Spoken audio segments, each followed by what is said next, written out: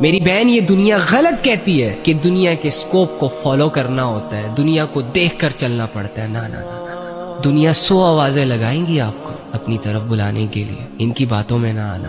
اگر تیرے رب نے کہا ہے نا کہ اپنی زینت کو چھپا کے رکھ، تو واللہ چھپنے میں ہی آپ کی بہتری اور آپ کی عزت ہے۔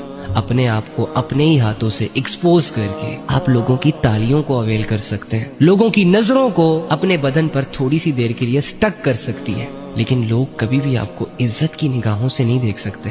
اے میرے بھائی، یہ لوگ غلط کہتے ہیں، جھوٹ بولتے ہیں تجھ سے کہ تیرے پاس دنیا ہوگی تو تیری عزت ہوگی۔ لات مار ایسی عزت کو بھائی۔ فَإِنَّ الْعِزَّةَ لِلَّهِ جَمِيعًا، عزتیں ساری اللہ کی ہیں۔ اللہ نے تجھے ایک دفعہ عزت دینے کا ارادہ کر لیا نا، تو تیرے دشمن بھی تیرے نام کے گن گائیں گے۔